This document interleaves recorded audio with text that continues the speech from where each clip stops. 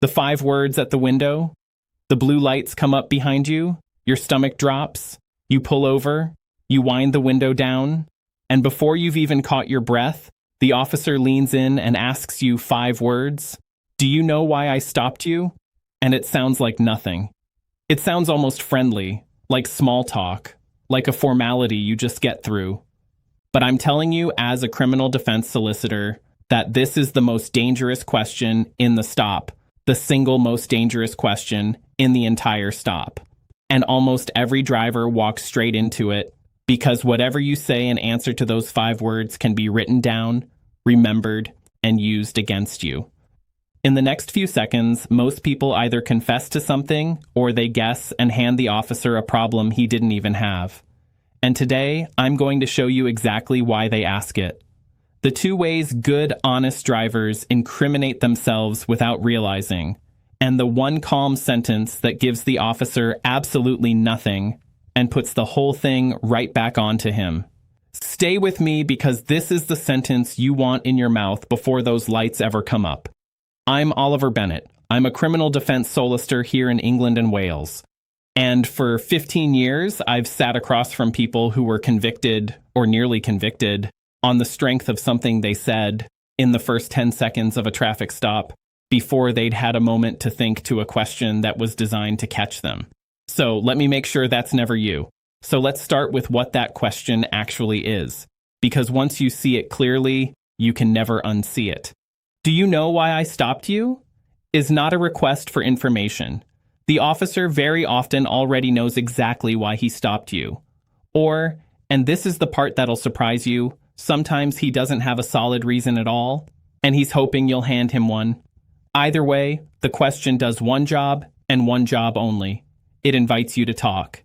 It's a fishing question fishing line cast out gently, waiting for you to bite. Because the officer knows something most drivers don't. That the easiest evidence to use against you in court is the evidence you volunteer yourself unprompted at the roadside in your own words. He doesn't have to work for it. He just has to ask 5 friendly words and wait. And there are really the 3 reasons they ask it. 3 reasons that question comes out of an officer's mouth. And it helps to know all 3. The first is evidence, plain and simple. An admission from your own lips is the cleanest evidence there is, and it saves him proving anything. The second is that sometimes he genuinely hasn't got a firm reason yet. Maybe something looked a bit off.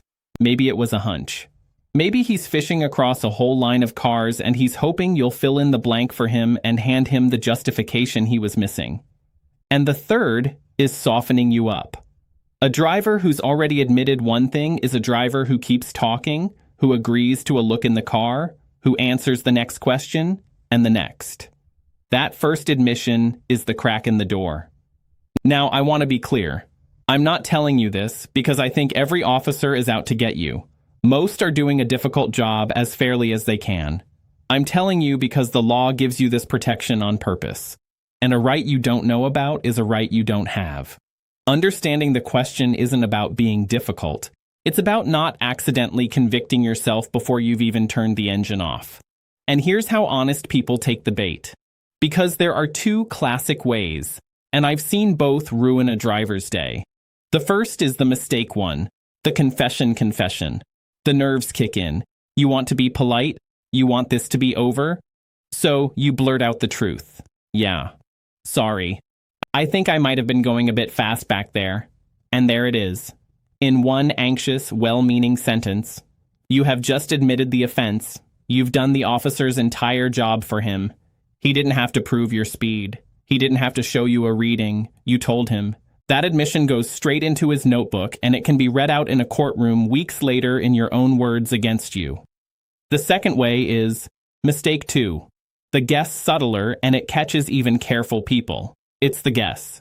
You don't confess, but you don't want to look rude or evasive either. So, you try to work out what he wants and offer it up. Was it my brake light? Is one of my tires looking low? Was I in the bus lane back there? And do you see what you've just done? You've handed him something. Maybe he stopped you for something completely different or for nothing much at all. And now you've volunteered a defect or a second possible offense that he didn't know about until you said it out loud. You've turned one stop into two problems. The guess feels like cooperation. It's actually a confession to a crime you weren't even being accused of. So now let's talk Ebby.